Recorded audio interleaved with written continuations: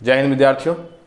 जैसा कि हमने पिछले क्लास में महात्मा गांधी के अभ्युदय के बारे में पढ़ा था, उनके साउथ अफ्रीका में रहते हुए संघर्षों के बारे में जाना था, कैसे वो साउथ अफ्रीका में रह रहे भारतीय किसानों, मजदूरों, व्यापारियों और वहाँ के जो मूल निवासी हैं, वो मूल निवासी काले लोग के हक के लिए लड़ा, उनको जीत दिलाई, उनका हक दिलाया, हमने ये जाना था।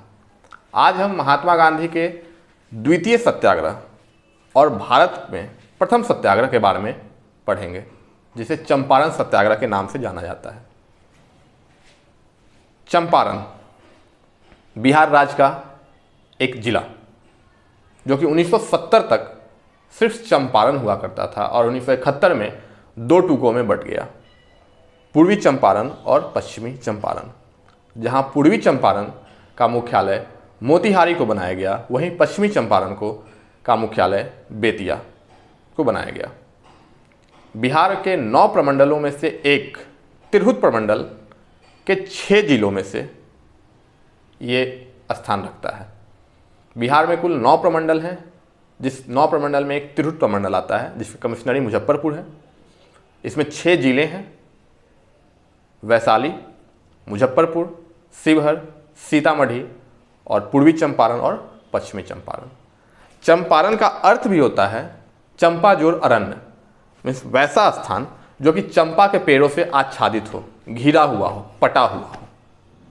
तो यही चंपारण वो स्थान है जहाँ से महात्मा गांधी ने भारत में अपना प्रथम सत्याग्रह किया, किसानों के लिए लड़ा, उनके हक के लिए लड़ा और उनको हक दिलाया और अपनी राजनीतिक यात्रा शुरू की। तो आइए हम चंपारण सत्याग्रह के बारे में जानते हैं, कारणों के बारे में जानते हैं और परिणाम के बारे में जानते हैं। ध्यान दीजिएगा, 1915 9 जनवरी 1915 को महात्मा गांधी साउथ अफ्रीका से लौटते हैं, भारत आते हैं और यहाँ आने के बाद गोखले जी को अपना राजनीतिक गुरु मानते हैं और उन्हीं के आदेश पे वो पूरे 1 साल बिना किसी राजनीतिक पार्टी को ज्वाइन किए पूरे भारत का अवलोकन करते हैं, ऑब्जर्वेशन करते हैं। यहाँ की राजनीतिक स्थिति, दशा, राजनीतिक प्रणाली, प्रशासनिक प्रणाली, कार्यपालिका की प्रणाली, उसका कार्यपालिका के कार्य करने की क्षमता, उसका स्तर, ब्रिटिश की मनोवृत्ति, यहाँ के भारतीयों की दुर्दशा, मनोदशा को ऑब्जर्व करते हैं, अवलोकन करते हैं। और फिर 1916 लखनऊ के कांग्रेस अधिवेशन, जिसकी अध्यक्षता अंबिका चरण मजूमदार, जो कि पूर्वी बंगाल में जन्मे, आज वर्तमान में बांग्लादेश में पड़ता है, कर रहे होते हैं। उसमें महात्मा गांधी भी भाग लेते हैं। महात्मा गांधी जब भारत लौटते हैं तो यहाँ के भारतीयों के लिए, किसानों के लिए, व्यापारी वर्ग के लिए, सभी लोगों के लिए एक उम्मीद की किरण लौटती है, क्योंकि महात्मा गांधी जो पहले साउथ अफ्रीका में कर चुके थे वो किसी से छिपा नहीं था। भारत को भी आस थी कि जब महात्मा गांधी भारत लौटेंगे तो अपने देश के लिए भी करेंगे, और ठीक वैसा ही हुआ। चंपारण के 2 स्थल, एक बेतिया, दूसरा रामनगर। बेतिया और रामनगर को अंग्रेज नील्हों ने वहाँ के जमींदारों से, वहाँ के राजाओं से पट्टे पे ले लिया, कुछ खरीद भी ली और वहाँ नील की खेती करवाने लगे। उस समय नील की खेती एक पैसे उगाही का बहुत अच्छा जरिया था। नील के बाज़ारों में, दूसरे देश में उसका अच्छा व्यापार होता था और अच्छा मुनाफा कमाया जाता था। तो जो नील्हे थे, अंग्रेज नील्हे, वो चंपारण के किसानों से ज़बरदस्ती, बलपूर्वक उनसे नील की खेती करवाते थे। तो हमने जैसा कि बताया कि रामनगर और बेतिया ये 2 मुख्य स्थल थे नील की खेती की, जिसमें 2 तरह से खेती करवाई जाती थी। ध्यान दीजिएगा, 2 तरह से खेती करवाई जाती थी। 2, पहला क्या था? पहला था जीरात और दूसरा था असामी बार। आइए हम पहले इसको जानते हैं। जीरात वैसी व्यवस्था थी जिस व्यवस्था में जमीन अंग्रेज नील्हों का होता था, बैल अंग्रेज नील्हों के होते थे, हल अंग्रेज नील्हों का होता था और उनकी सीधी देखरेख में रईतों से, किसानों से, मजदूरों से, उनकी सीधी देखरेख में वो वहाँ अपने ज़मीन पे नील की खेती करवाते थे। दूसरा जो हमने बताया असामी बार। तो असामी बार क्या था कि रैयतों के ज़मीनों पर, किसानों के ज़मीनों पर, किसानों के द्वारा, किसानों के यंत्र औजार से ही बलपूर्वक उनसे, उनकी ज़मीन पर ही उनसे खेती करवाई जाती थी और मनमाने ढंग से मूल्य पर फसलें खरीद ली जाती थी। तो ये इस दो प्रकार से वहाँ खेती हो रही थी, नील की और बाकी दूसरे फसलों की खेती हो रही थी। कौन कौन? पहला जीरात और दूसरा असामी बार। इस जीरात और असामी बार में भी 3 भाग थे, जो कि एक बहुत प्रचलित है, जिसको हम जानते हैं 3 कठिया। सिर्फ 3 कठिया नहीं था, ध्यान दीजिएगा, वहाँ उस चंपारण में सिर्फ ये 3 कठिया व्यवस्था नहीं था। वहाँ इन 2 जो प्रणालियाँ थी, जीरात और असामी बार, इसमें 3 व्यवस्थाएं थीं। पहला 3 कठिया, दूसरा खुश्की और तीसरा कुरथैली। ये 3 व्यवस्थाएं थीं, जैसे 3 कठिया था वैसे, मगर ज़्यादातर कर 3 कठिया व्यवस्था प्रचलित थी। 3 कठिया व्यवस्था था क्या कि हर एक बीघे की ज़मीन पर, जिसमें 20 कट्ठा आता है, मतलब हर एक 20 कट्ठे की ज़मीन पर किसानों को 3 कट्ठे ज़मीन के हिस्से पर नील की खेती करना अनिवार्य था। उन्हें 3 कट्ठे पर नील की खेती करना ही करना है, बलपूर्वक करवाया जाता था। अब नील एक ऐसा पौधा है जिसकी खेती करने पर क्या होता है कि वहाँ की जो मिट्टी की जो उर्वरा क्षमता होती है, उपजाऊ क्षमता होती है, वो धीरे धीरे कम जाती है, बहुत तेज़ी से डिक्रीजिंग होता है। अब कोई किसान करना नहीं चाहता था। अब जब ज़मीन बंजर हो जाएगी हर एक 3 कट्ठे पे, हर एक 3 कट्ठे पे, तो ये 3-3 कट्ठा करते करते क्या होगा, एक दिन सारे ज़मीन पे खेती हो जाएगी और उसकी उर्वरा क्षमता कम जाएगी, उपजाऊ क्षमता कम जाएगी, मेहनत ज़्यादा होगा, फसलें कम होगी। कोई नहीं चाहेगा, कोई किसान नहीं चाहेगा।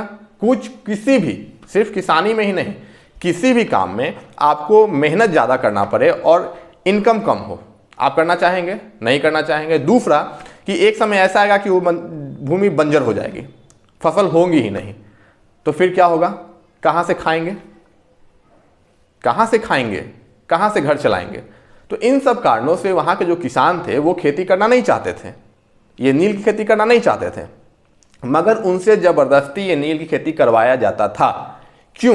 क्योंकि वैश्विक बाजार में, वैश्विक ग्लोबल मार्केट में नील की अच्छी खासी डिमांड थी और इससे अच्छे पैसे उगाए जाते थे, मुनाफा होता था। तो इस कारण से अंग्रेज नील्हे जो थे, जमींदार जो थे, वो बलपूर्वक जोर देकर नील की खेती करवाते थे किसानों से। और वैसे किसान जो कि नील की खेती करने से मुक्ति चाहते थे, अगर वो अपना ये इच्छा जाहिर किए, तो जो लगान उन पे लग रहा होता था, उस लगान का दायरा बढ़ा दिया जाता था।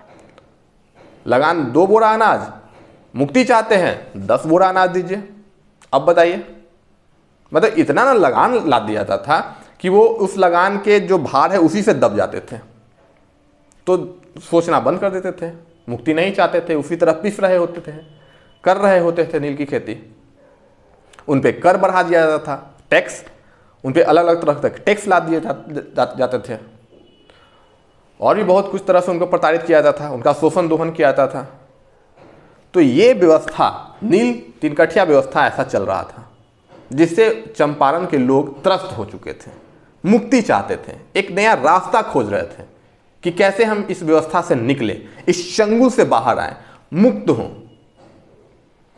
और तभी 1916 लखनऊ का कांग्रेस अधिवेशन, जिसकी अध्यक्षता अंबिका चरण मजुमदार, पूर्वी बंगाल में जन्मे, जो कि आज वर्तमान में बांग्लादेश में पड़ता है, वहाँ जन्मे, कर रहे थे। अंबिका चरण मजुमदार 1916 के लखनऊ की कांग्रेस की अध्यक्षता कर रहे थे, और उसी अधिवेशन में महात्मा गांधी भी जाते हैं। जब चंपारण के लोगों को यह पता चलता है, तो चंपारण का एक बहुत ही फेमस नाम है, आपने पढ़ा होगा किताबों में, पंडित राम कुमार शुक्ल, जो कि एक व्यापारी भी थे और एक अध्यापक भी थे, किसान भी थे, और ये जो मर्म है 3 कठिया व्यवस्था का, इससे वो भी ग्रसित थे, वो भी शोषित थे। तो अपनी व्यथा, अपने लोगों की व्यथा, परेशानी एक को लेकर एक उम्मीद के साथ लखनऊ अधिवेशन में जाते हैं कि हम अपनी व्यथा को रखेंगे, अपनी परेशानी को बताएंगे, हमारे तरफ आकर्षित होंगे वहाँ की कमेटी सदस्य, और इसका कुछ एक रास्ता निकलेगा। खास करके वहाँ महात्मा गांधी को केंद्रित करते हुए गए थे। राम कुमार शुक्ल और भी बहुत से लोग बिहार से और अलग अलग राज्य से वहाँ भाग लेते हैं। राम कुमार शुक्ल अपनी व्यथा वहाँ सबके सामने रखते हैं, जिस पे ब्रज किशोर प्रसाद एक कमेटी का गठन करते हैं, जिसमें सरकारी और गैर सरकारी दोनों लोग को सदस्य बनाया जाता है और उनको कहा जाता है कि ये जो चंपारण में किसानों पे अत्याचार हो रहा है, आप इसकी एक रिपोर्ट तैयार करके कमेटी को सौंपिए। वहीं महात्मा गांधी इसके प्रति आकर्षित होते हैं और इस पर संज्ञान लेते हैं। 9 अप्रैल 1917 महात्मा गांधी राजकुमार शुक्ल के साथ कलकत्ता से चंपारण आने के लिए रवाना होते हैं और 10 अप्रैल 1917 को पटना पहुंचते हैं, जहां पटना पहुंचने के बाद महात्मा गांधी का यहाँ के छात्रों द्वारा, किसानों द्वारा और सक्रिय राजनेताओं द्वारा, दलों द्वारा इनका भव्य स्वागत किया जाता है। और फिर महात्मा गांधी पटना लॉन में लोगों को संबोधित करते हैं। पटना लॉन, जो कि आज वर्तमान का गांधी मैदान के नाम से जाना जाता है। पटना लॉन में, गांधी मैदान में पहले अंग्रेज जो थे वो गोल्फ खेलते थे, घुड़सवारी करते थे। उसमें भारतीयों का जाना मना था, मगर महात्मा गांधी की लोकप्रियता देखते हुए, लोगों की हुजूम को देखते हुए और उनकी लोकप्रियता को देखते हुए अंग्रेजी सरकार को वहाँ झुकना पड़ा और महात्मा गांधी पटना लॉन, जो कि आज का गांधी मैदान, मैंने आपको बताया, गांधी मैदान से लोगों को संबोधित करते हैं और फिर वहाँ से चंपारण के लिए रवाना होते हैं। ये मुजफ्फरपुर वाया दरभंगा होकर चंपारण जा रहे होते हैं। तभी सरकार का ऊपरी दबाव के कारण इन्हें बीच रास्ते में ही रोक लिया जाता है और बीच रास्ते में रोककर इन पर मुकदमा भी चला कर दिया जाता है और इनको जेल में कुछ समय के लिए बंद कर दिया जाता है।